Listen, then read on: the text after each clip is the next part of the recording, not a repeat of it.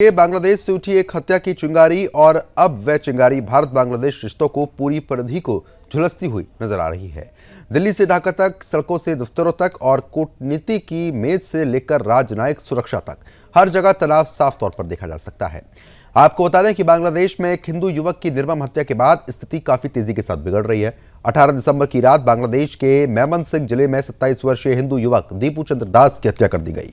हत्या के बाद उसके शव को आग लगा दी गई। ये घटना सामने आते ही बांग्लादेश के भीतर और आपको बताने की बाहर लगातार आक्रोश देखने को मिला। शुरुआत में यह दावा किया गया है कि दीपू चंद्र ने फेसबुक पर धार्मिक भावनाओं को ठेस पहुंचाने वाली टिप्पणी की थी, लेकिन शुरुआती जांच में इस दावे के समर्थन में कोई ठोस सबूत नहीं मिला, यानी कि हत्या का आधार संदिग्ध साबित हुआ और मामला सीधे मॉब लिंचिंग की ओर इशारा करने लगा। इसी घटना के विरोध में विश्व हिंदू परिषद यानी कि विश्व हिंदू परिषद ने दिल्ली में बांग्लादेश हाई कमीशन के बाहर प्रदर्शन किया। विश्व हिंदू परिषद कार्यकर्ताओं ने पीड़ित परिवार को न्याय दिलाने की मांग उठा दी है और बांग्लादेश में हिंदुओं की सुरक्षा को लेकर सख्त सवाल खड़े कर दिए हैं। लेकिन इसी बीच कूटनीतिक मोर्चे पर तनाव और घेरा गया। बांग्लादेश ने भारतीय उच्चायुक्त प्रणय वर्मा को तलब किया। ये एक हफ्ते के भीतर दूसरी बार था जब भारतीय उच्चायुक्त को ढाका बुलाया गया। दरअसल इससे पहले बांग्लादेशी छात्र नेता शरीफ उस्मान हादी की मौत के बाद भारत विरोधी प्रदर्शन हुए थे और अब दीपू चंद्र की मॉब लिंचिंग ने स्थिति को और ज्यादा विस्फोटक बना दिया है।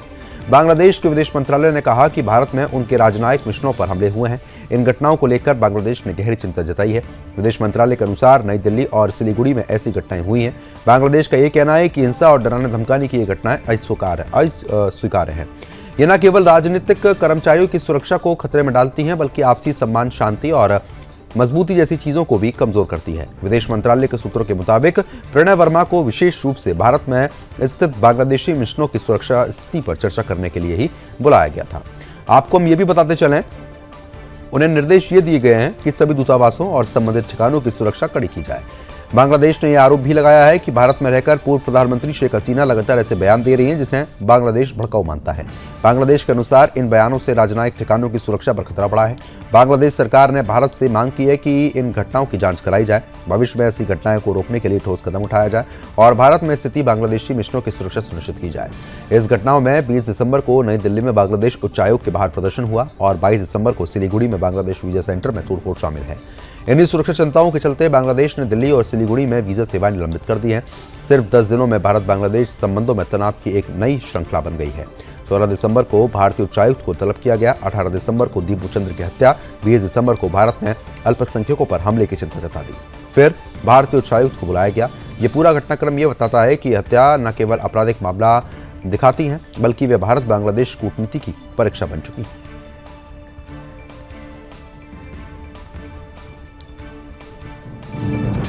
तो आगे बढ़ते हैं। उत्तरी कैरोलिना में हुआ एक दर्दनाक हादसा जिसने वहां के लोगों को झंझोड़ कर रख दिया। एक बिजनेस प्लेन दुर्घटना का शिकार हुआ। खबर ने पूरे अमेरिका में सुरक्षा, हवाई यात्रा पर सवाल खड़े कर दिए। अमेरिका के नॉर्थ कैरोलिना राज्य में आपको बता दें कि एयरपोर्ट पर गुरुवार सुबह एक C550 बिजनेस विमान दुर्घटना का शिकार होता है। इस हादसे में कई लोगों की मौत हुई। बताया जा रहा है कि हादसे के समय हल्की बारिश और बादल छाए हुए थे, जिससे विजिबिलिटी कम हो गई थी और यही संभावित कारण माना गया। अधिकारियों के अनुसार ये विमान टेक ऑफ के कुछ ही मिनटों बाद वापस लौटने की कोशिश कर रहा था। इसी दौरान ये दुर्घटना का शिकार होता है। विमान का उपयोग NASER टीमों और फॉर्च्यून 500 कंपनियों द्वारा किया जाता है, जो इसे विशेष रूप से व्यावसायिक उड़ानों के लिए इस्तेमाल करते हैं। फेडरल एविएशन ने जानकारी दी है कि यह हादसा स्थानीय समय अनुसार सुबह लगभग 10:15 से 10:20 के बीच में हुआ है। विमान ने सुबह 10:06 पर टेक ऑफ किया था, लेकिन कुछ ही मील उड़ने के बाद वापस लौटने की कोशिश की और इसी दौरान दुर्घटना का शिकार हुआ। फ्लाइट चेकिंग डेटा से यह पता चलता है कि विमान अधिक ऊंचाई प्राप्त नहीं कर पाया और कुछ ही मील उड़ने के बाद अचानक वापसी की दिशा में मुड़ गया। विमान प्रशासन के अनुसार C550 विमान लगभग 45 मील उत्तर में स्थित क्षेत्रीय हवाई अड्डे पर उतरते समय दुर्घटना का शिकार होता है। बता दें कि हादसे में कई लोगों की मौत हुई है, लेकिन उन्होंने मृतकों की संख्या का खुलासा अभी तक नहीं किया है। हादसे के बाद एयरपोर्ट के पास मौजूद गोल्फ खेल रहे चश्मदीदों ने यह बताया है कि विमान के क्रैश होते ही भीषण आग लगती है, जिससे आसमान में धुआं ही धुआं देखने को मिला। हम हैरान रह गए, उनकी तरफ से कहा गया। हमने देखा कि विमान बहुत ही नीचे उड़ रहा था। ये दृश्य बेहद डरावना था। दरअसल हादसे के वक्त हल्की बारिश और बादल छाए हुए थे, जो विजिबिलिटी को कम कर रहे थे। मौसम विशेषज्ञों और जांचकर्ता ये पता लगाने में जुटे हुए हैं कि क्या मौसम ने इस दुर्घटना में भूमिका निभाई। राष्ट्रीय परिवहन सुरक्षा बोर्ड और फेडरल एविएशन ने तुरंत जांच शुरू कर दिए। अधिकारी विमान के रिकॉर्ड, पायलट की स्थिति, तकनीकी कारण और मौसम का संपूर्ण विश्लेषण लगातार कर रहे हैं।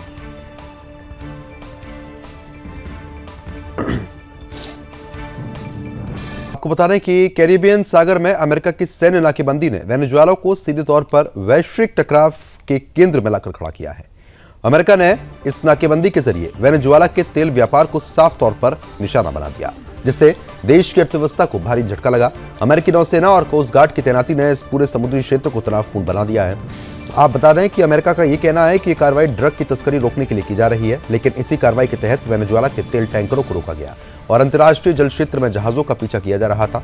बीते 2 हफ्तों में अमेरिका 2 तेल टैंकरों को जब्त कर चुका है, जबकि मीडिया रिपोर्ट्स के अनुसार एक और तेल टैंकर का पीछा किया गया। वेनेजुएला इन आरोपों को सिरे से खारिज करता रहा। वेनेजुएला का स्पष्ट ये कहना है कि अमेरिका तेल और संसाधनों तक पहुंचने के लिए सत्ता परिवर्तन की साजिश रच रहा है। वेनेजुएला ने अपने तट के पास अमेरिकी नौसेना की कार्रवाई को समुद्री डकैती करार दिया है और आरोप यह लगाया है कि ट्रंप प्रशासन कठपुतली सरकार स्थापित करना चाहता है। इसी बीच रूस और चीन का खुला समर्थन वेनेजुएला के लिए कूटनीतिक ढाल बनकर सामने आया। चीन ने सबसे पहले ये कहा कि वेनेजुएला के खिलाफ अमेरिका की एक तरफा कार्रवाई अंतर्राष्ट्रीय कानून का गंभीर उल्लंघन है। चीन के विदेश मंत्रालय ने यह साफ कर दिया कि बिना संयुक्त राष्ट्र सुरक्षा परिषद की मंजूरी के लगाए बिना प्रतिबंधों का कोई कानूनी अधिकार होता ही नहीं है।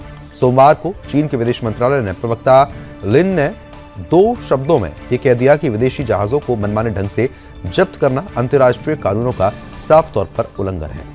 आपको बताते चलें, उन्होंने ये भी कहा है कि चीन ऐसे सभी कदमों का विरोध करता है जो किसी देश की संप्रभुता और सुरक्षा को नुकसान पहुंचाते हैं। संयुक्त राष्ट्र चार्टर के सिद्धांतों के खिलाफ जाते हुए रूस ने भी वेनेजुएला के साथ एकजुटता दिखाई। रूसी विदेश मंत्रालय के बयान जारी कर ये कहा गया कि वेनेजुएला के साथ खड़ा है। सोमवार को रूसी विदेश मंत्री ने वेनेजुएला के विदेश मंत्री से फोन पर बातचीत की। इस दौरान लावरोव ने कैरिबियन सागर में अमेरिका की बढ़ती कार्रवाई पर गंभीर चिंता भी साफ तौर पर जता दी है। बता दें, पूरे क्षेत्र के लिए दूरगामी परिणाम ला सकता है, इस बात का जिक्र उनकी तरफ से किया गया है और इससे अंतर्राष्ट्रीय समुद्री यातायात को खतरा हो सकता है। इससे यह साफ है कि रूस इस पूरे घटनाक्रम को केवल वेनेजुएला का मुद्दा नहीं मान रहा, बल्कि वैश्विक स्थिरता से जोड़कर देख रहा है। रूस के राष्ट्रपति पुतिन पहले ही वेनेजुएला के समर्थन में खड़े हो गए। पुतिन ने कहा है कि निकोलस सरकार को विदेशी दबाव के खिलाफ अपने राष्ट्र हितों के लिए खड़ा होना ही होगा और रूस इसका समर्थन करता है। इन सब के बीच अमेरिकी राष्ट्रपति ट्रंप का बयान तनाव को और भड़काने वाला साबित हुआ। रूस और चीन के समर्थन में झल्लाए ट्रंप ने सीधे वेनेजुएला के राष्ट्रपति निकोलस को धमकी दी। ट्रंप ने कहा कि अगर निकोलस सत्ता नहीं छोड़ते तो अमेरिका द्वारा जब्त किए गए वेनेजुएला का सारा तेल बेच दिया जाएगा। ट्रंप ने यह भी कह दिया है कि निकोलस के लिए समझदारी इसी में है कि वह सत्ता से हट जाए, वरना अमेरिका हाल ही में जब्त किए गए पूरे तेल को बेच देगा। इतना ही नहीं, ट्रंप पहले ही चेतावनी दे चुके हैं कि वेनेजुएला में जमीनी हमले बेहद जल्द हो सकते हैं। इस पूरी स्थिति में एक तरफ अमेरिका की सैन्य और आर्थिक दबाव की रणनीति है, तो वहीं दूसरी तरफ रूस और चीन का खुला समर्थन वेनेजुएला का एक ऐसा मोड़ पर आकर खड़ा हो गया है जहां पर अंतर्राष्ट्रीय राजनीति की दिशा ये साफ तौर पर तय करती है।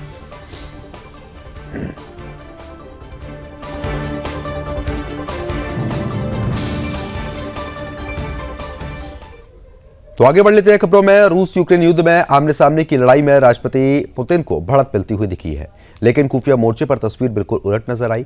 यूक्रेन की खुफिया एजेंसियों ने टारगेटेड ऑपरेशंस के जरिए रूस के सीनियर जनरलों, जासूसों, युद्ध समर्थक नेताओं और ब्लॉगरों को निशाना बनाया। अब तक ऐसे 8 बड़े नाम सामने आ चुके हैं। ताजा मामला रूस के एक सीनियर जनरल की मौत से जुड़ा हुआ बताया गया है।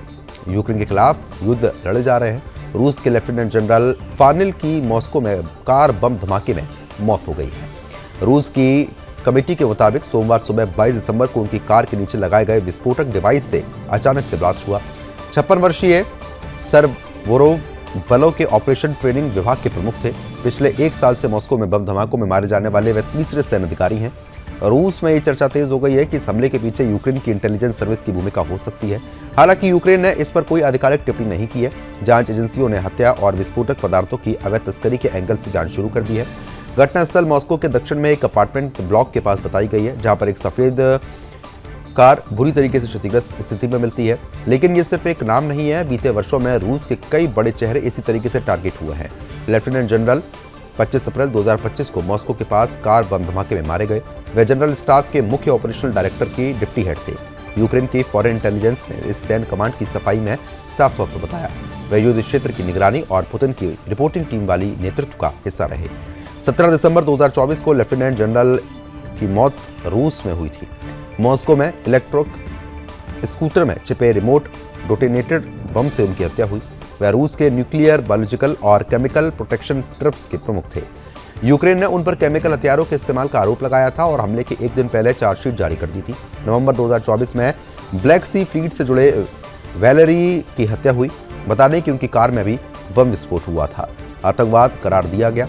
यूक्रेन नियंत्रित सूची में शामिल एंड्रूई न्यूक्लियर पावर प्लांट के सुरक्षा प्रमुख थे।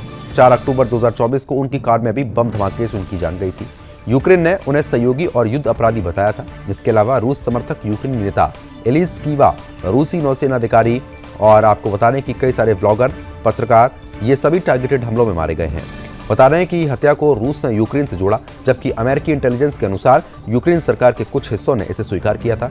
इस पूरी श्रृंखला को देखा जाए तो ये साफ तौर पर कहना गलत नहीं होगा कि पुतिन की वॉर मशीनरी को कमजोर करने की एक सुनियोजित रणनीति दिखाई देती है। युद्ध सिर्फ मोर्चे पर नहीं लड़ा जाता, बल्कि कार, पार्किंग, कैफे, सड़क और मोबाइल ऐप तक इस युद्ध का मैदान साफ तौर पर देखने को मिलता है।